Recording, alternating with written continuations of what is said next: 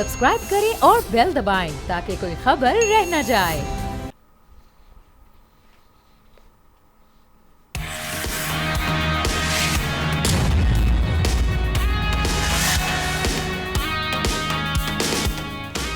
अस्सलामुअलैकुम नाजरीन, आप देख रहे हैं न्यूज़ पंच। मैं हूं आमना खटाना। 5 माह कबल भुट्टो रेफरेंस पर सुप्रीम कोर्ट के 9 रुकनी लार्जर बेंच ने अपनी राय सुनाते हुए कहा था कि जुल्फिकार अली भुट्टो को फेयर ट्रायल का मौका नहीं मिला, जबकि अब तकरीबन 5 माह बाद सुप्रीम कोर्ट के सीनियर तरीन जज जस्टिस मंसूर अली शाह ने भुट्टो रेफरेंस केस पर इजाफी नोट जारी कर दिए। उन्होंने लिखा कि जस्टिस दुराब पटेल ने भुट्टो केस में जुर्रतमंदी से इख्तलाफ किया। जज की बहादुरी का अंदाजा बैरूनी दबाव का मुकाबला करने से लगाया जा सकता है। अदलिया का किरदार इंसाफ का दिफा करना है। अब हम देख रहे हैं कि जस्टिस मंसूर अली शाह की जानिब से जो इजाफी नोट जारी कर दिया गया है, इसको हमारे पैनलिस्ट किस तरह से देख रहे हैं, इसकी क्या सिग्निफिकेंस है इस सिचुएशन में जो अब हमारे सामने बनी हुई है, और जब हम देख रहे हैं कि एक मुल्क में सियासी मामलात भी चल रहे हैं, इस सारी सिचुएशन में किस तरह से हमारे पैनलिस्ट देख रहे हैं। एहतशामुल हक साहब हैं हमारे पैनल पर आज, ज़ाहिर शाह शराजी साहब हैं, राना मुबशर साहब ने भी सीनियर तज्जियाकार, उन्होंने भी हमें ज्वाइन किया है।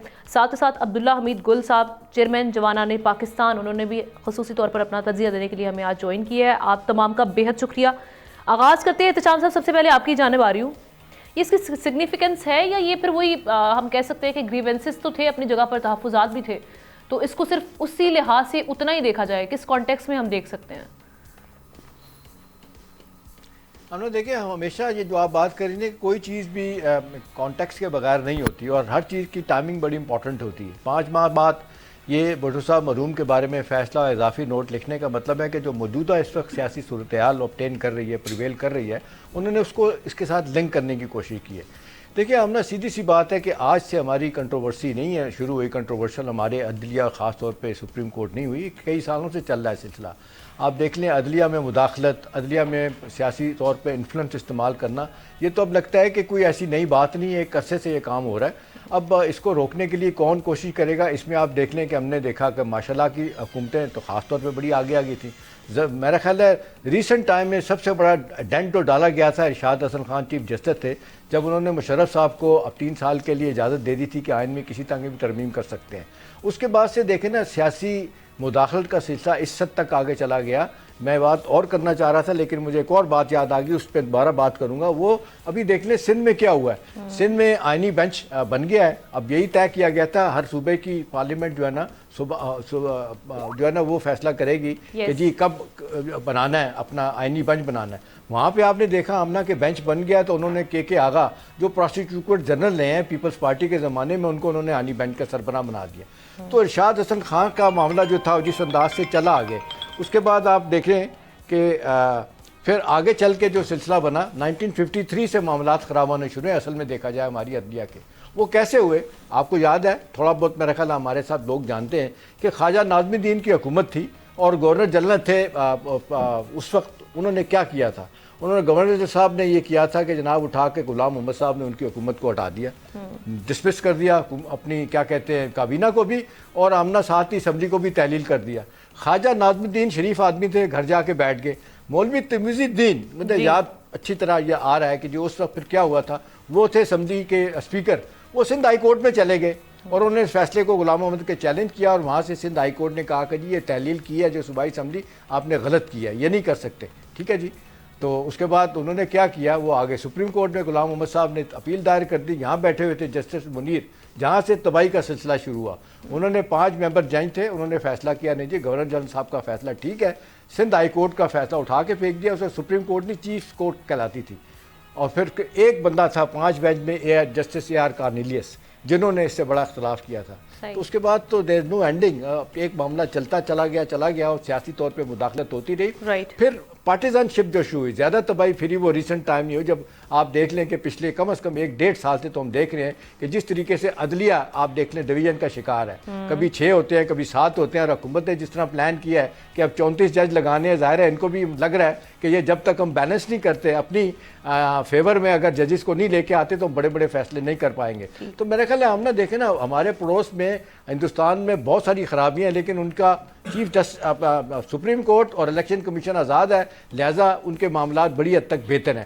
اب کون اس کو ٹھیک کرے گا، اس میں سپریم کورٹ کا بھی، وکلاء کا بھی ہاتھ ہے، ججز کا بھی ہے، اور سب سے زیادہ ہاتھ ہے جو سیاسی جماعتیں ہیں. آخری بات آمنہ یہ ہے کہ وہ جو انہوں نے منصور علی شاہ صاحب نے کہی نا، وہ بڑی امپورٹنٹ ہے کہ جی یہی ججز حضرات بیٹھے ہوتے ہیں اور جس سیاسی آدمی کے خلاف کوئی کیس آتا ہے وہ کوئی دوسرا آدمی ہوتا ہے سیاسی بنیادی طور پہ جو کیس لے کے آتا ہے اور وہ ان کا معاملہ خراب کرتا ہے. تو اب یہ سیاسی لڑائیاں ہم جا کے جب آپ بڑی عدالتوں میں لڑیں گے تو نتیجتاً کیا ہوگا، ادارے بھی سفر کریں گے، ملک بھی سفر کرے گا. نتیجتاً آج میں آپ سارے لوگ سفر کر رہے ہیں. جی رانا صاحب آپ کی جانب آتی ہوں. یہ منصور علی شاہ صاحب ہم نے دیکھا ان کی جانب سے جب قاضی فائز عیسیٰ ان کو ایک فیئر ویل دینا تھا تب بھی ان کا ایک خط آیا اور اس خط میں بڑے ہارش قسم کے الفاظ انہوں نے استعمال کیے. اب اس کے بعد اب یہ اضافی نوٹ بھی سامنے آ رہا ہے. جہاں تک معاملات تھے ہم نے دیکھا کہ حکومت 26ویں آئینی ترمیم کے بعد ان کو اگر لگ رہا تھا کہ جوڈیشری کی جانب سے کوئی خطرات ہیں اس پہ آگے انہوں نے بند باندھ دیا. آپ کو لگتا ہے کہ یہ وہ جو مشکل صورتحال تھی وہ مکمل طور پر ٹل گئی ہے یا اضافی نوٹ کے بعد ہم کچھ ایسی صورتحال آنے والے دنوں میں دیکھ سکتے ہیں؟ دیکھیں ٹو بی ویری آنیسٹ، پہلی بات تو یہ ہے کہ justice delayed is justice denied, اور بعد میں جا کے اپنے چیزیں جو ہیں جو غلط کی گئی ہوں آئی وڈ سے، یا اس کو غلط فیصلے کیے گئے ہوں اس کو انڈو کرنے کیا جائے اور کہا جائے کہ جناب ہم سرخرو ہو گئے ہیں. I don't think so. I don't buy that. ہاں یہ بات ضرور ہے کہ اس کو کریکشن بہت ضروری تھی، لیکن آفٹر سو مینی ڈیکیڈز، آپ اتنے ڈیکیڈز کے بعد یہ باتیں کر رہے ہیں اور اتنے سالوں کے بعد، اتنے عرصے کے بعد آپ کو یہ باتیں یاد آ رہی ہیں، تو دیٹ مینس کہ ہمارے جو بچے ہیں یا ان کے بچے جو ہوں گے وہ جا کے دیکھیں گے کہ آج جو اگر کوئی چیز غلط ہو رہی ہے تو اس وقت اس کو کیسے ٹھیک کیا گیا تھا. سو دس از ناٹ آنیسٹلی ٹاکنگ، ہم کو اچھا پریسیڈنٹ نہیں سیٹ کر رہے. ٹھیک ہے آپ نے کریکشن کر دی، بہت اچھا کیا، لیکن یہ بھی جو چیز ہے، جو مائنڈ سیٹ ہے کہ ہم اپنے لوگ لے کے آ جائیں گے اور وہ ہمیں اپنے طریقے سے چلا دیں گے یا ہماری مرضی کے فیصلے کر دیں گے، وہ بھی ایک ٹائم آتا ہے جب یہ ہوتی ہے نا، سارا رخ چینج ہوتا ہے یا ہواؤں کا رخ چینج ہوتا ہے. ٹپیکل سا ایک سینٹینس ہے جو یوز کیا جاتا ہے، but then again I have to like سے کہ جب ہواؤں کا رخ چینج ہوتا ہے تو یہاں پہ بھی چینجز آ جاتی ہیں، فیصلوں میں بھی چینجز آ جاتی ہیں، ان کی سوچ میں بھی چینجز آ جاتی ہیں. جو لوگ بیٹھے ہوئے ہیلم آف دا فیز میں، اور جو لوگ بیٹھے ہوئے جو سمجھتے ہیں کہ ان کے اپنے تھے اور ہم اپنے ان کو بنا کے لے کے آئے ہیں اور ہماری مرضی کے یہ فیصلے کر دیں گے یا ہماری مرضی سے یہ چل پڑیں گے، وہ بھی اپنا مائنڈ اپلائی کرنا شروع کر دیتے ہیں موسٹ آف دا کیسز. سو یہ چیزیں جو ہے یہ پرانی اسٹریٹجی ہے، آبسلیٹ ہو چکی ہے. I think we should grow up. ہمیں چاہیے کہ ہم ذرا تھوڑا سا دوسری طرف چلیں، اور دوسری طرف سے مراد یہ ہے کہ we should start living in the real world. اور جو real world ہے that is poles apart، جو اس وقت ہم سوچ رہے ہیں. سو وہ اس کی طرف ہم چلیں تو میرے خیال میں بہت بہتر ہوگا. دنیا چینج ہو گئی ہے، جوڈیشری چینج ہو گئی ہے، اپروچ پولیٹیشنز کی چینج ہو گئی ہے، لیکن یہاں پہ آئی تھنک کہ ابھی بھی ہم تھوڑا سا آبسلیٹ طریقے سے کاموں کو مینج کرنے کی یا پل کرنے کی کوشش کر رہے ہیں. بٹ اس کے فروٹفل ریزلٹس میرا نہیں خیال نکلیں گے. Yes for the time being بالکل آپ کو ریلیف ملے گا، yes for the time being آپ کو بالکل اسموتھ سیلنگ مل سکتی ہے، but in the long run یہ ڈیمیجنگ بھی ہو سکتے ہیں. ٹھیک ہے شاہ صاحب، اس طرح کے جو نوٹ ہیں یا پھر جو بیانات اکثر دیے جاتے ہیں ججز کی جانب سے اسپیچز میں، ان کے اثرات کس حد تک ہوتے ہیں، خاص طور پہ جو گیون دا سرکمسٹانسز ابھی جو بنے ہوئے ہیں وہ ہم سب کے سامنے ہیں؟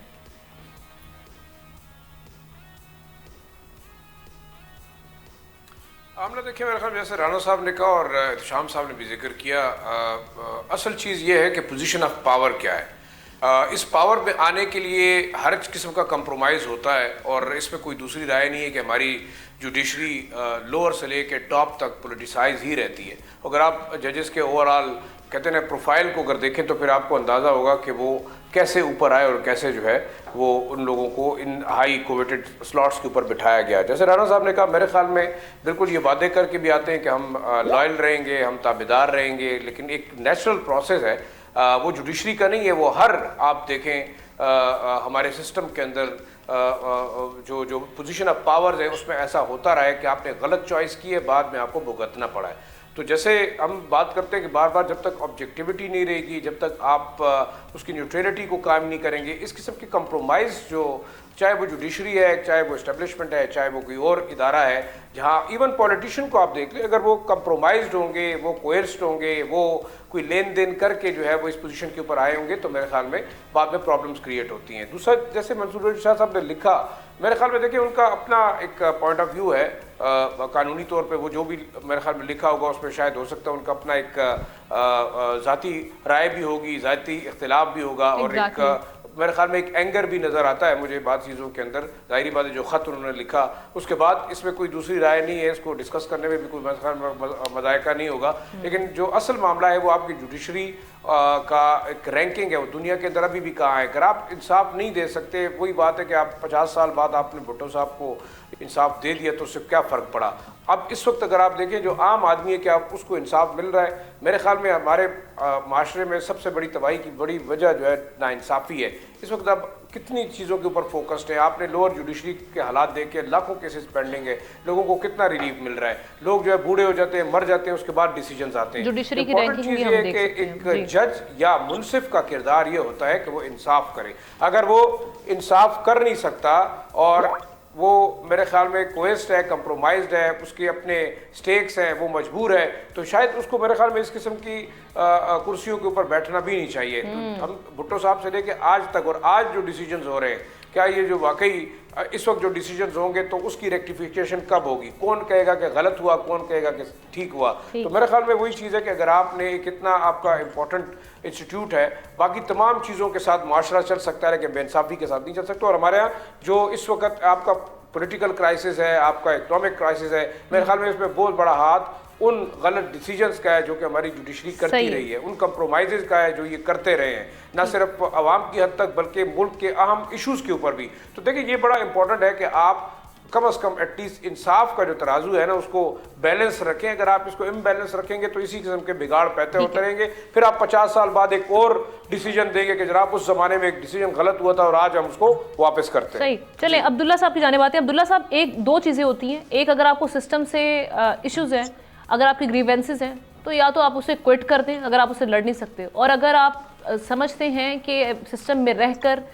طریقے سے چلا جا سکتا ہے تو وہ بھی ہم دیکھ رہے ہیں کہ اس سمت میں بھی یہ جو خاص طور پہ یہ ججز حضرات جن کی جانب سے ہم بار بار دیکھتے ہیں کوئی اضافی نوٹ یا کوئی بیانات، وہ بھی ہمیں اس نوٹ میں نظر نہیں آتا، صرف ایک بے بسی سی دکھائی دیتی ہے۔ آپ کس طرح سے دیکھ رہے ہیں اس بیان کو؟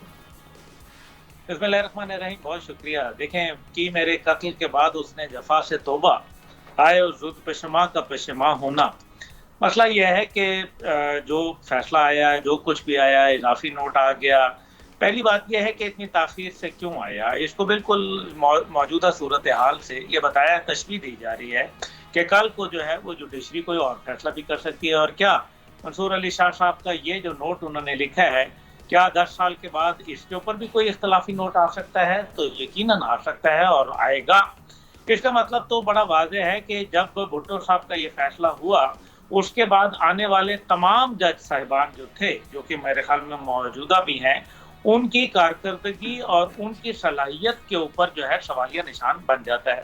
دوسری بات یہ ہے کہ اختلافی نوٹ کے اندر جسٹس دوراب پٹیل ہوں یا جسٹس بھگوان داس ہوں یا جسٹس کارنیلیس ہوں، یہ وہ لوگ ہیں جو بڑے بڑے نامور ہیں، اس میں کوئی شک نہیں ہے۔ لیکن ساتھ ہی ساتھ یہ ہے کہ جن لوگوں نے یہ فیصلہ دیا اور جو جج صاحبان نے یہ مرتکب ہوئے، یہ غلط یا صحیح کی تو خیر تاریخ ہی بتاتی ہوتی ہے، لیکن میں یہ سمجھتا ہوں کہ جو عدالت کا آیا ہے کہ یہ غلط فیصلہ تھا، بالکل ٹھیک تھا، تو پھر انہوں نے سزا تجویز کر دی۔ کیا ان جج صاحبان کے اوپر جنہوں نے یہ کام کیا تھا کیا ان کو سزا دی؟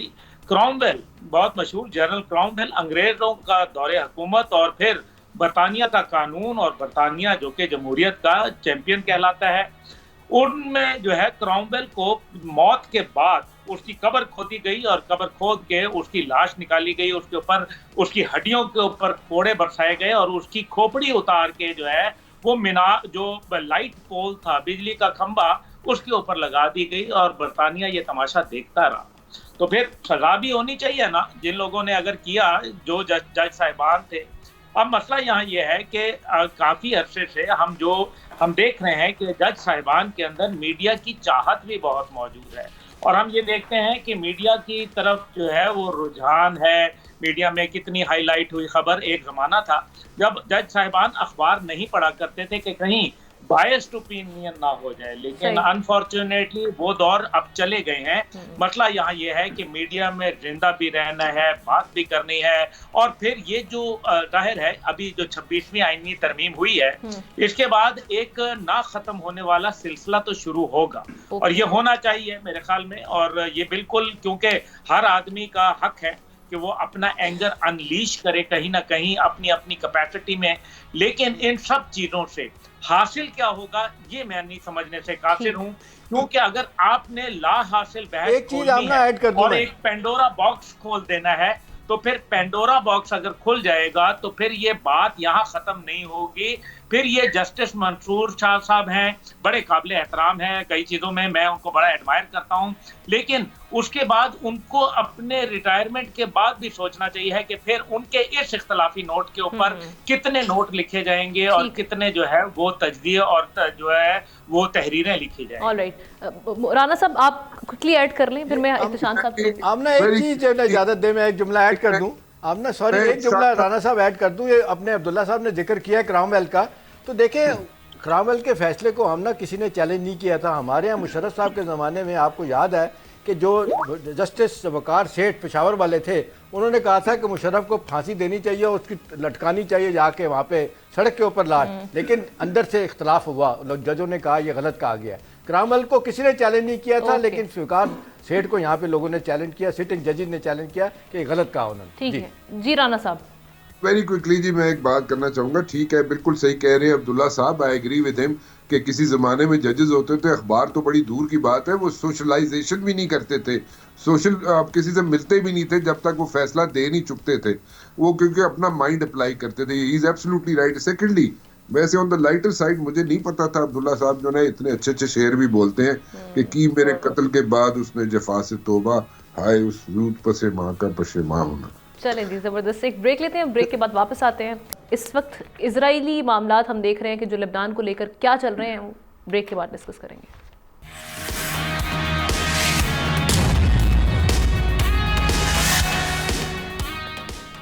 ویلکم بیک ناظرین. گزشتہ ایک سال سے زائد عرصے سے اسرائیل غزہ اینڈ لبنان میں وحشیانہ کارروائیوں میں مصروف ہے. جنگ بندی کے لیے اقوام متحدہ، عالمی عدالت سے لے کر سڑکوں تک ہر فورم، ہر سطح پر آواز اٹھائی گئی، مگر کوئی آؤٹ کم نہیں نکلا.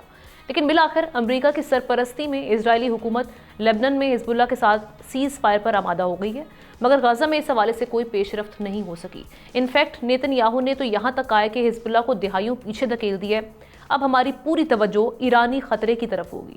ہم مشرق وسطیٰ کا چہرہ تبدیل کر رہے ہیں. ساری سچویشن میں ہمارا سوال یہ ہے کہ جب اسرائیل لبنان میں حزب اللہ کے ساتھ جنگ بندی کر رہا ہے تو غزہ میں حماس کے ساتھ کیوں نہیں کی جا رہی؟ نیتن یاہو کا جو ایران کے حوالے سے سٹیٹمنٹ ہے یہ کتنا الارمنگ ہے، اور اس کا ہم دیکھ رہے ہیں کہ کس حد تک خطے پہ اثرات مرتب ہو سکتے ہیں. آپ کی جانب آؤں گی عبداللہ صاحب. سب سے پہلے اس کو آپ ڈیولپمنٹ سمجھ رہے ہیں؟ کیونکہ جو لیبنیز ہم دیکھ رہے ہیں ان کی جانب سے یہ کہا گیا، لبنان کے جو کیئر ٹیکر پرائم منسٹر ہیں وہ یہ کہہ رہے ہیں کہ یہ جی ایک فنڈامنٹل سٹیپ ہے ٹورڈز جو اسٹیبلٹی ہے خطے میں، اس کی جانب. آپ سمجھتے ہیں ایسا ہے؟ نہیں، میرا نہیں خیال ہے ایسا کچھ بھی ہے. اس کی وجہ یہ ہے کہ آپ جب لوگوں کی نیچرل ول کو چیلنج کرتے ہیں، پہلی بات یہ ہے کہ سارے معاملے میں ایگریسر کون ہے، کون آیا تھا ان کے ملک میں، کون جو ہے ان کی زمین پہ قابض ہوا. ابھی یہ ایسا ہی ہے کہ میں بولڈ ٹیلی ویژن میں آ جاؤں اور نچلی فلور پہ زبردستی زور کی بنیاد پہ، طاقت کی بنیاد پر قبضہ کر لوں اور پھر کہوں کہ آپ کے ساتھ نیگوشیٹ کر لیتے ہیں. آپ کہتے ہیں کہ جی ٹھیک ہے، آپ پہلا فلور آپ لے لیں اور 3 فلور ہم رکھ لیتے ہیں. اب یہ بات تو بالکل ہی قابل قبول نہیں ہے. آپ کو یاد ہوگا کہ ڈیل آف دا سینچری جو ہے جب انہوں نے کی ڈونلڈ ٹرمپ صاحب نے اپنے پچھلے دور حکومت میں نے اس کو اس وقت ڈیتھ آف اے نیشن کہا تھا، اور اس کے بعد وقت نے ثابت کیا کہ کیا ہوا. یہ جو جنگ ہوتی ہے یہ نظریات کی ہوتی ہے، اور آئیڈیالوجیز جو ہے وہ they can not be fought with weapons but with superior ideology alone. اس لیے وہ آئیڈیالوجی وہاں اسرائیل کے پاس نہیں ہے، اور حقیقت یہ ہے کہ وہ ایک شرپسند اسٹیٹ ہے، ایک دہشت گرد اسٹیٹ ہے، ایک غاصب اسٹیٹ ہے، اور یہ صرف اپنے آپ کو طفل تسلیاں دینے کی بات ہے۔ لیبنان کے جو لیڈرشپ ہے، آپ کو معلوم ہے کہ وہ کیا ان کا عالم ہے۔ یہاں یہ عالم ہے، میں ایک چھوٹی سی مثال آپ کو دے دیتا ہوں کہ لبنانی سفیر جو ہے وہ ایرانی سفارت خانے میں گئے، اور وہاں جب حزب اللہ کے لیڈر جن کو شہید کر دیا گیا تھا ان کی تعزیت کرنے کے لیے وہاں گئے، اور انہوں نے کہا کہ ہم تو ان کی تعزیت کے لیے بھی اپنے ایمبیسی کا دروازہ نہیں کھول سکتے۔ یہ عالم ہے۔ ابھی مزید میرے خیال میں اس کے اوپر I should not be speaking anything else, کیونکہ میں وہاں موجود تھا اس ٹائم پہ۔ تو آپ اس سے اندازہ کر لیں کہ جو لیبنیز جو حکومت ہے وہ ریپریزنٹ ہی نہیں کرتی عوام کی ول کو، اور جو لوگوں کے جذبات ہیں، جو ان کی امنگیں ہیں، جو ان کی خواہشات ہیں، ان کو ریپریزنٹ نہیں کر رہی، نمبر 1۔ نمبر 2 یہ ہے کہ یہ خطہ جنگ کی آگ میں جھلستا جا رہا ہے، اور اسرائیل کے لیے مشکلات بڑھتی جا رہی ہیں، اور ہمیں یہ نظر بھی آ رہا ہے کہ خود اس ٹائم پہ امریکہ کہاں تک ان کی سپورٹ کرے گا۔ پہلے ہی جو انہوں نے $18 بلین دے چکے ہیں، اور اس کے علاوہ $8 یا $9 بلین کا اسلحہ دے چکے ہیں، اور اس کے اندر یورپ کی بھی سپورٹ آئی ہے، تو پھر کیا حاصل کر لیا؟ اور ٹرمپ صاحب کو یہ اس طرح کی کوئی سپورٹ میں انٹرسٹڈ دکھائی بھی نہیں دیتے۔ ہاں، میرا خیال ہے کہ ابھی جو آنے والے وقت ہیں وہ اسرائیل کے لیے بہت چیلنج بن کے ابھریں گے، اور یہ جو عرب دنیا ہے اس کے جو نوجوان نسل ہے ان کی چاہت کیا ہے وہ آپ جانتی ہیں، لیکن ان کی جو حکومتیں ہیں زیادہ تر عرب ممالک کی وہ پرو ویسٹ ہیں، وہ جھکاؤ رکھتی ہیں، کیونکہ ان کو اپنے سسٹمز کو برقرار رکھنے کے لیے جو ہے امریکہ کی آشیرواد چاہیے۔ لیکن یہ یاد رکھیں کہ امریکہ ایک جو ہے وہ اب ڈھلتا ہوا سورج ہے، اور جو اس ٹائم پہ چائنا کا رائز ہے، اور جو رشیا جو جس طریقے سے ڈومینیٹ کر رہا ہے، چیلنج کر رہا ہے، جگہ جگہ چیلنج کر رہا ہے، یہ علیحدہ بات ہے کہ یوکرین میں ان کو بھی مسائل ہیں، لیکن اس سب کے باوجود میں یہ بلیو کرتا ہوں کہ یہ معاملات کوئی اگر سمجھ رہا ہے کہ یہ یہاں ٹھہر جائیں گے تو یہ بالکل نہیں ٹھہریں گے۔ یہ جنگ اب بند ہوتے ہوئے نظر نہیں آ رہی۔ اس کے اندر جو ایسپیکٹ آف جو سرپرائز ہے اور جو اس کے اندر جہادی موومنٹس ہیں وہ رائز کے اوپر نظر آ رہی ہیں۔ ٹھیک ہے شاہ صاحب، یہ ہمیں سمجھ نہیں آئی کہ مطلب جس کے بارے میں سب سے زیادہ اٹھایا جا رہا تھا یہ مسئلہ، وہ غزہ میں تھا کہ وہاں پہ ایٹ لیسٹ جینوسائیڈ روکی جائے، خون ریزی روکی جائے، لیکن وہاں پر تو کسی قسم کے ہم ڈیولپمنٹ نہیں دیکھ رہے۔ لیکن یہ والی ڈیولپمنٹ ہوئی ہے سیز فائر، آلدو یہ بھی ایک اچھی ڈیولپمنٹ ہے کہ یہ جنگ مزید پھیلنے سے بچ جائے۔ کس طرح سے دیکھ رہے ہیں آپ؟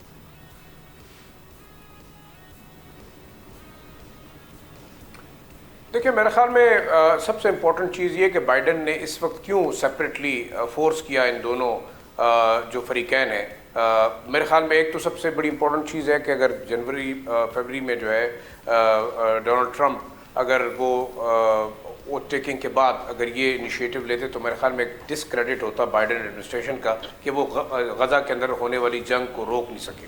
دوسرا دیکھیں حزب اللہ کے ساتھ جو ڈیل ہو رہی ہے، حماس نے بھی اس کو انڈورس کرنے کی کوشش کی ہے کہ ہم حزب اللہ کے ساتھ جو ڈیل ہے اس کو ویلکم کرتے ہیں، اور کوشش کی جا سکتی ہے کہ غزہ کے اندر بھی جنگ بندی ہو۔ لیکن جنگ بندی کے کیا اس وقت کنڈیشنز کیا ہوں گے؟ کیا واقعی جو ڈیمانڈ ان کی طرف سے آ رہی ہے کہ ری لوکیٹ کریں گی اسرائیلی ٹروپس اپنے واپس جگہ پہ جائیں گے؟ میرے خیال میں بہت مشکل ہے، کیونکہ جو ایکسپینشنسٹ ڈیزائن ہے صہیونی لابی کے، جیسے کہ عبداللہ نے کہا، میرے خیال میں وہ رکنے والے نہیں ہیں، وہ ایک پری پلانڈ ہے۔ میرے خیال میں یہ جو اٹیک ہوا اسرائیل کے اوپر، یہ بھی یہ کہا جا رہا ہے کہ کیا واقعی اس کے ریپرکشنز کو نہیں دیکھا گیا تھا؟ کیا یہ اسرائیل کو ایک موقع دیا گیا تھا؟ اور جس طریقے سے یو این کے چارٹر کے اندر، یو ایس کے چارٹر کے اندر، اور جو اسلامی ممالک ہیں ان کی ہم کہہ سکتے ہیں کہ ایک انتہائی کمزوری نہیں بلکہ ہم کہہ سکتے ہیں کرمنل نیگلیجنس ہے، سائلنس ہے، جس کی وجہ سے غزہ میں فلسطینیوں کا جینوسائیڈ ہوا۔ اب آتے ہیں میرے خیال میں نیتن یاہو کے خلاف جتنا ایک ریئیکشن آ رہا ہے، ایون اپنی جوئش کمیونٹی کے اندر، اسرائیلی کمیونٹی کے اندر، ویسٹرن کنٹریز کے اندر، اگر بے شک ان کی حکومتیں ان کو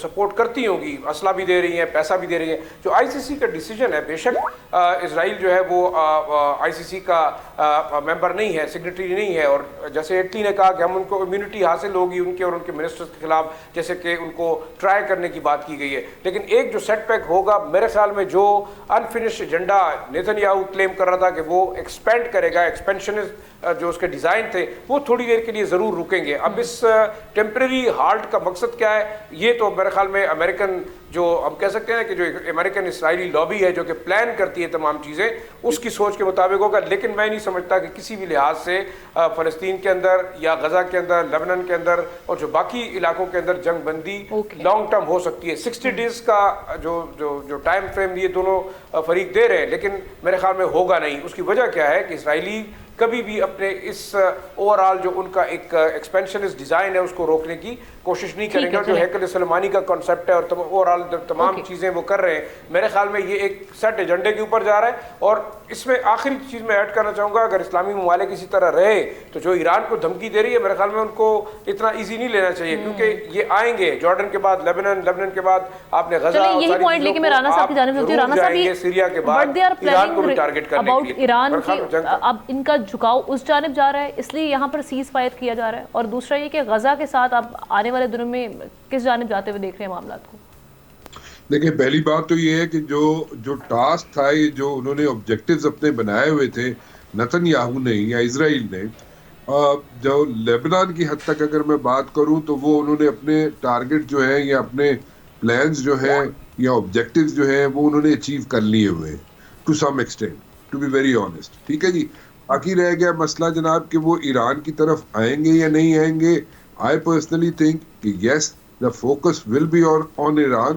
ٹھیک ہے, اور اسپیشلی جب ٹرمپ ایڈمنسٹریشن جب بیٹھے گی آ کے اپنے آفسز میں, ٹھیک ہے, اور جب اوول آفس میں بیٹھ کے when they start making decisions تو اس وقت جو ہے سب سے زیادہ جو پرابلمز یا ہیٹ فیس کر سکتا ہے یہ ملک جو ہے وہ ایران ہو سکتا ہے, اور اس میں کوئی ڈاؤٹس نہیں ہے. کیونکہ آپ دیکھیں, کیونکہ وہاں پہ جو ہے اگر غزہ کی بات کی جائے تو وہاں پہ انہوں نے اسرائیل کا جو سٹینس تھا وہ یہ تھا کہ جناب وہ جب وہ کسی ہاسپٹلز کو یا ایجوکیشنل انسٹیٹیوشنز کو ہٹ کرتا تھا تو وہ ان کے جو میڈیا تھا یا ویسٹرن میڈیا جو تھا وہ بتاتا تھا کہ ان کے نیچے جو ہے, یعنی کہ ان ہاسپٹلز کے نیچے یا ایجوکیشنل انسٹیٹیوشنز کے نیچے جو ہے ایک پورا ٹنلز کا نیٹ ورک ہے جس کو وہ ڈسٹرائے کرنا چاہتے ہیں. And according to them, according to the Israelis کہ وہ سارا نیٹ ورک جو ہے وہ اسپریڈ ہوا ہے. سو وہ گارب لے رہے ہیں, حزب اللہ ہو یا فار دیٹ میٹر حماس ہو, وہ لوگ گارب لیتے ہیں ان چیزوں کی, ان جگہوں کی, اور اس کے نیچے انہوں نے نیٹ ورکس بنائے ہوئے. سو وہ ان کا سٹینس ہے, ٹھیک ہے. لیکن دین اگین لیبنان تک انہوں نے اپنے آبجیکٹیوز کسی حد تک اچیو کر لیے ہوئے اسرائیل نے. یہاں پہ انہوں نے آلموسٹ جو ہے جو نیٹ ورک ہے, جو ٹنلز کا نیٹ ورک ہے بقول ان کے, وہ انہوں نے ڈسٹرائے, ڈیمیج کر چکے ہوئے ہیں, ان آپریٹو کر چکے ہیں اس کو. یس, اب باقی رہ گیا ایران کے لیے ایک سچویشن ہوگی ان دا ڈیز ٹو کم, اور وہاں پہ ان کو ایران کو ہیٹ فیس کرنی پڑے گی. اور ہسٹری بھی ٹرمپ کی یہی ہے, ٹرمپ ایڈمنسٹریشن کی ہسٹری بھی یہی ہے کہ وہ ایران کو ٹف ٹائم دیتا رہا ہے. سینکشنز کا بھی ہم نے دیکھا ماضی میں بڑا سامنا ہے ان کو. جی جی, چلیں احتشام صاحب, ابھی وہ کرے. احتشام صاحب, ٹرمپ ایڈمنسٹریشن اس بار جو ہم خاص طور پہ دیکھتے آئے ہیں کہ جو انہوں نے اس وقت ایک سلوگن لیا تھا وہ یہی تھا کہ امریکہ کمز فرسٹ, اور وہ اپنے ایشوز کو دیکھیں گے. باہر ان کو جو ملٹری امداد ہے وہ بھیجنے کی ضرورت نہیں, کیونکہ ہم نے اپنے ایشوز کو کاؤنٹر کرنا ہے. ابھی جیسے رانا صاحب کہہ رہے ہیں کہ ابھی بھی ایران جو ہے وہ ان کے ہدف پر ہوگا, نشانے پر ہوگا. آپ کو بھی آنے والے دن لگ رہے ہیں. اور دوسری چیز یہ اس ڈیولپمنٹ کو, اس کے اثرات کس حد تک ہو سکتے ہیں غزہ کو لے کر؟ دیکھیں آمنہ, مجھے اس میں کوئی شک نہیں ہے کہ اسرائیل کے لیے امریکہ ان کی بہت بڑی پراکسی ہے, اور امریکہ کے ذریعے ہی اسرائیل سارے اپنے اہداف حاصل کرتا ہے. میں تھوڑا سا اپنے دوستوں سے ڈفر کروں گا. یہ جاننے کے لیے بڑا ضروری ہے کہ اس وقت یہ لیبنان سے کیوں ٹروس کرایا گیا ہے. دیکھیں نا, اب آپ ایگزیکٹلی آپ دیکھ لیں آمنہ کہ 1 اکتوبر 2024 یعنی ابھی 3 دن کے بعد 2 مہینے ہو جائیں گے یہ جو انہوں نے حزب اللہ پہ حملہ کیا تھا, اور اس کے بعد یہ اس کو ٹروس کرایا گیا. امریکہ نے اور فرانس نے مل کے جنگ بندی جو ہے نا وہ بروکر کی, ختم ہوگی بات. اچھا, اب یہ دیکھ لیں اس کے مقابلے میں غزہ کی آپ بات کرنے 7 اکتوبر 2023, 1 سال سے زیادہ عرصہ ہو گیا, وہاں پہ سب کچھ نہیں ہو رہا. اس کی بنیادی وجہ آپ دیکھیں کہ حزب اللہ جو لیبنان میں زیادہ ہے, ٹھیک ہے نا, لیکن لیبنان کی میجورٹی آپ دیکھ لیں کہ وہاں کرسچن بھی بہت زیادہ ہیں، شاید مسلمانوں سے زیادہ ہیں، اور اس وقت جو حملے کیے گئے تھے اسرائیل کی طرف سے وہ ان کی آرمی پہ کیے گئے تھے، ان بارڈر ایریا میں کیے گئے تھے جہاں پہ بڑا نقصان ہوا، کرسچن مارے گئے، اور یہ ایک بہت بڑا امریکہ میں بھی ویسٹ میں بھی شور ہوا کہ آپ اپنے کرسچنز کو مروا رہے ہیں۔ اب نا اس کو دیکھیں کہ جب امریکہ نے ویسٹ نے اپنے معاملات حل کرنے ہوتے ہیں، آپ کو یاد ہے ماضی میں ایسٹ تیمور کس طرح انڈونیشیا سے آزاد کروایا گیا ایک گولی چلائے بغیر، کیونکہ وہاں پہ کرسچن کی آبادی زیادہ تھی۔ اس طرح ساؤتھ سوڈان میں کرسچن تھے، وہاں علیحدہ ملک بنا کے دے دیا گیا۔ تو اس سارے معاملے کو اس طرح دیکھنا چاہیے کہ حزب اللہ اور اس کے ساتھ حماس، یہ دونوں کو ظاہر سپورٹ کرتے ہیں، دونوں شیعت ہیں اور دونوں کو بڑی بھرپور سپورٹ ایران سے ملتی ہے۔ تو ایران تو ٹارگٹ رہے گا اسرائیل کا، اور اس کے پیچھے امریکہ ایک لگاتار کام کرتا رہے گا کہ کس طریقے سے الٹیمیٹلی ان سے نیوکلیر نہیں ہونے دینا، اور وہ جو ریجن میں سمجھتا ہے اسرائیل کہ ان کے لیے وہ ایک جس کو کہتے ہیں تھریٹ ہے، اس کو کیسے دور کرنا۔ لیکن میرا خیال ہے بائیڈن کے اپنا ٹرمپ کے اوپر یہ بھی تو ایک آئے گا نا، ادر دین دس کہ جی وہ کرسچینٹی اور کرسچن کو سیو کرنا ہے، تو یہ بھی تو آئے گا کہ بھی آپ کا تو نعرہ تھا کہ جی امریکاز فار ایور وار، آپ ان میں نہیں جائیں گے۔ اور یہ جو الزام لگ رہا ہے کہ جی مڈل ایسٹ میں ایک نیا طوفان آ رہا ہے، یوکرین میں آ رہا ہے، اور تیسری جنگ عظیم یہیں سے شروع ہوگی، وہ اپنی جگہ پہ دباؤ ہے۔ لیکن اس لحاظ سے میں سمجھتا ہوں کہ آمنہ جو کرسچن کی ایک بہت بڑی کمیونٹی ہے لیبنان میں، ابھی آپ دیکھ لیں انہوں نے کیا کیا ہے، لیبنان کی حکومت نے بارڈر ایریا میں اپنے کرسچن اور زیادہ تر آبادی کے جو لوگ ہیں انہوں نے کہا کہ آپ نے وہاں سے چھوڑ کے نہیں جانا جب تک کہ یہاں سے پوری طرح سے اسرائیلی ٹرپس چلے نہ جائیں۔ تو اس کو بھی ذرا سمجھنے کی ضرورت ہے، اور جہاں ایک ٹوٹلی معاملہ ایسا ہے کہ جہاں پہ صرف غزہ میں مسلمان ہی ہیں، ان کو لگتا ہے کہ جی ان کی بالکل، وہ تو اوپنلی کہہ رہے ہیں، امریکہ میں پارلیمنٹ میں خطاب کیا، کانگریس میں جا کے نیتن یاہو نے، انہوں نے کہا کہ ہم ایک بچہ کو بھی نہیں چھوڑیں گے، ہم عورت کو بھی نہیں چھوڑیں گے، مرد کو بھی نہیں چھوڑیں گے۔ ہر بات پہ آپ دیکھ لیں وہاں پہ تھمپنگ ہوئی، وہاں پہ لوگوں نے اس کو سراہا تھا۔ ٹھیک ہے، تو یہ دیکھنے والی صورت ہے کہ لیبنان کو کیوں فیور کیا گیا۔ ٹھیک ہے، آپ کا پوائنٹ آگے اس حوالے سے عبداللہ حمید گل صاحب، رانا مبشر صاحب کا میں شکریہ ادا کروں گی دونوں سیگمنٹس میں ہمارا۔ ایک بریک لیتے ہیں، بریک کے بعد ایک اور اہم سٹوری اس پر بات کریں۔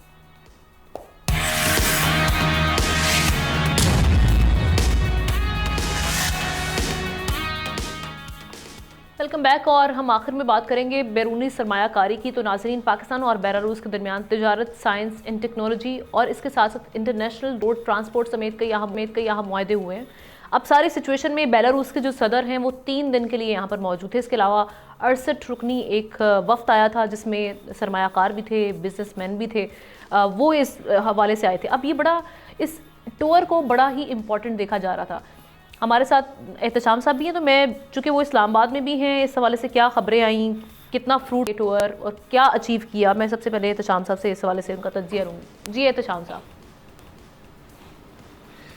ہم نے دیکھیں، جہاں تک ہمارا تو زیادہ آج کل فوکس یہی ہے نا کہ جی بیرونی سرمایہ کاری بڑی ضرورت ہے، فورن ڈائریکٹ انویسٹمنٹ جو آج بھی کہا جاتا ہے کسی بھی ملک کا 23 سے 24% ان کی جی ڈی پی کا حصہ ہوتا ہے، اور ہمارے یہاں فورن ڈائریکٹ انویسٹمنٹ ایک عرصے سے، آپ آخری مجھے یاد ہے 2005 میں $5.5 بلین کی انویسٹمنٹ آئی تھی، اس کے بعد سے اب تک 700 800 900 ملین ڈالر سے اوپر نہیں گئی۔ ایک تو اوورآل ملک کے حالات، سیکیورٹی سچویشن، عدم استحکام، اکنامک کنڈیشن، پھر گورنمنٹ حکومتوں کے اپنے رویے، جس کی وجہ سے لوگ کنٹینیوٹی نہیں، کنسسٹنسی نہیں اپنی پالیسیز میں، تو اس وجہ سے لوگ نہیں آئے۔ ابھی کچھ عرصے سے ہم نے دیکھ لیا ایس آئی ایف سی کا رول جس کو کہتے ہیں بڑا زبردست طریقے سامنے آیا، وہ انیشیٹو پیدا کرنے کے لیے بڑا آگے لے گیا۔ اس میں چائنا آیا، اس کے بعد آپ یو اے ای آیا، قطر ہے، اس کے بعد آپ دیکھتے ہیں سعودی عرب ہے۔ ان کو دیکھتے ہوئے باہر کے لوگوں نے بھی آنا شروع ہوا۔ پھر آن ٹاپ آف اٹ ہمارے، اب جب سے آپ نے دیکھا یہ بانی پی ٹی آئی کے زمانے میں ٹور شروع ہوا تھا جب وہ گئے تھے رشیا، اگرچہ بعد میں بہت ساری چیزیں جو ہے نا کسی اور طرف چلیں گی، اس وقت سے پوٹن جو ہے نا وہ پاکستان کے بہت بڑے سپورٹر ہیں۔ پاکستان کو آئل اینڈ گیس کے حوالے سے انہوں نے کنسیشن بھی کی تھی۔ علیحدہ بات ہے کہ وہ ایگریمنٹ ایک ایسا نہیں ہوا، وہ جو تیل ہم لینا چاہتے تھے اس کی ریفائنری نہیں بنی۔ تو یہ بنیادی مقصد یہی ہے کہ اس وقت جو رشیا ہے نا، یہ بیلاروس یہ بہت بڑا سپورٹر ہے روس کا، اور کہا جاتا ہے کہ جب رشیا نے کو اپنے اہداف اچیو کرنے ہوتے ہیں تو یہ الیگزینڈر صاحب جو ہے نا، یہ شنکر صاحب، یہ جاتے ہیں مختلف جگہوں پہ، اور ان کے پاکستانیوں سے پیسے بھی کہا جاتا ہے، نواز شریف صاحب زرداری اپنے شہباز شریف صاحب سے پرانے ان کے اچھے دوستی تعلقات بھی ہیں، تو ان کے 50 سے زیادہ لوگوں کا انویسٹر کا یہاں پاکستان میں آنا اور جوائنٹ وینچر کی بات کرنا، آئل اینڈ گیس میں دیکھیں، انرجی سیکٹر میں اور جگہوں پہ دیکھیں، تو میرا خیال ہے اس کی نیو سینس ویلیو بہت زیادہ ہے۔ فوری طور پہ تو شاید کچھ نہیں ہوگا، لیکن ایک چیز ہوگی کہ جی پاکستان میں یہ سوال بھی بار بار اٹھتا ہے نا، ایک سوال بار بار بھی اٹھتا ہے کہ وزٹس تو بڑے ہوتے ہیں، ہم دیکھ رہے ہیں کہ بڑے ہائی پاور ڈیلیگیشن آتے ہیں، لیکن پھر وہ یہ سوال کرتے ہیں کہ کیا انویسٹمنٹ بھی آ رہی ہے؟ یہ عام طور پر ہم دیکھ رہے ہیں کہ لوگوں کے ذہنوں میں یہ سوال ہے۔ تو احتشام صاحب اس پہ آپ کا کیا یہ آپ کا بڑا اچھا سوال ہے. فالو اپ اس پہ وزٹ ہونے چاہیے. فالو اپ وزٹ ہوں گے نا تو میرا خیال ہے بات بنے گی کہ آپ پروگرام تو آپ کر لیتے ہیں, ایم او یو سائن کر لیتے ہیں, لیکن ہارڈ ایگریمنٹ نہیں اس میں ٹرانسلیٹ ہوتے. جی ٹھیک ہے. شاہ صاحب آپ کی جانب آتے ہیں. شاہ صاحب یہ ٹور بھی ہوا, یہ جو وزٹ تھا, جو وزٹ تھا ان کی جانب سے اور ان کا ٹور تھا بیلاروسی صدر کا, کیا آپ سمجھتے ہیں کہ یہ جو سارے جو اگریمنٹس ہیں اس سے کس حد تک بہتری آئے گی, پش ملا ہے ایک انویسٹمنٹ کے لیے؟ دیکھیں امپورٹنٹلی آمنہ میرے خیال میں امپورٹنٹلی آپ دیکھیں 15 ایم او یوز اور 3 ایگریمنٹس ہوئے ہیں اس میں, اور اس میں بے شک آپ دیکھیں کہ ایگریکلچر, ٹیکنالوجی اور سب سے امپورٹنٹ جو ہے آپ کے جو ہیوی ڈیوٹی وہیکلز ہیں, اور خاص طور پر کل بھی اس دن بھی ہم ذکر کر رہا تھا کہ ایک بڑا ان کا جو ملٹری انڈسٹریل یونٹ تھا, ایکسپرٹس تھے, وہ بھی یہاں موجود تھے. تو میرے خیال میں جو دونوں ممالک کی جو ہے وہ ہم کہہ سکتے ہیں کہ ملٹری ایکوپمنٹ کی ڈیولپمنٹ کے جو ہمارے پاس آگے مواقع ہیں وہ زیادہ نظر آئیں گے. اس میں ایک بڑی اہم چیز ایک اور میں آپ کو بتاؤں, دیکھیں سینٹرل ایشین ریپبلکس کے ساتھ پاکستان کی جو سالانہ آلموسٹ $400 ملین سے لے کے $500 ملین تک اوور آل ٹریڈ ہے. اور اگر آپ دیکھیں تو پہلے جو 4 مہینے ہیں اس کے دوران تقریباً کم از کم 1.49 بلین کارز کے ممالک کے ساتھ ہماری جو ہے وہ امپورٹ ایکسپورٹ بڑی ہے. تو اوور آل اگر دیکھیں جو بیلاروس کے ساتھ ہمارے جو معاملات چلیں گے, اگر یہ ایم او یوز واقعی ریئلائز ہوتے ہیں, جو ایگریمنٹس کی شکل لیں گے, تو انتہائی اہم ہوگا. دیکھیں ایک اہم ایشو اور جو ڈسکس ہوا ہے وہ آپ کی ٹیرر فائنینسنگ اور منی لانڈرنگ کا, یہ بڑا امپورٹنٹ ہے. میرے خیال میں اس میں بھی بیلاروس اور پاکستان نے جو ہے وہ ایک دوسرے کے ساتھ مدد کرانے اور انٹیلیجنس شیئرنگ کی بات کی ہے. امپورٹنٹلی جو پاکستان اس وقت فیس کر رہا ہے کلائمیٹ چینج اور ڈیزاسٹر, ان تمام چیزوں کے علاوہ یہ ایک بہت بڑا سیکٹر ہے جس کے اندر دونوں ممالک ایک دوسرے کو کوآپریٹ کریں. تو میرے خیال میں اوور آل دیکھا جائے تو شہباز شریف صاحب نے شاید ایک اچھا انیشیٹو لیا کہ اتنا بڑا ڈیلیگیشن آیا, بزنس ڈیلیگیشن آیا, اوور آل پاکستان کی جو پرائرٹیز ہیں ان کو ڈسکس کیا گیا. تو پاکستان کے لیے آئندہ آنے والے دنوں میں ہم سمجھ سکتے ہیں کہ بہتری ہے. جیسے کہ احتشام صاحب نے کہا کہ انڈائریکٹلی پراکسیز کے تھرو جیسے رشیا آپریٹ کرتا ہے, میں بھی کچھ ایسے سیکٹرز ہوں گے جس کے اندر انڈائریکٹلی ہم بیلاروسیا کے ساتھ جو ہے وہ تعاون کر کے پاکستان کے لیے مزید جو ہے مفادات حاصل کر سکتے ہیں. ایگزیکٹلی وی ہوپ کہ یہ فروٹفل رہے یہ جو ٹورز یا وزٹس ہیں جو ہم دیکھ رہے ہیں کہ بیرونی سرمایہ کاروں کی جانب سے, اور اللہ کرے پاکستان میں جو معاشی معاملات ہیں وہ مزید بہتری کی جانب جائیں. اس کے ساتھ ہی پروگرام کا وقت ختم ہو جاتا ہے. آپ کا شکریہ, آپ سے ملاقات کرتے ہیں ناظرین. اللہ حافظ.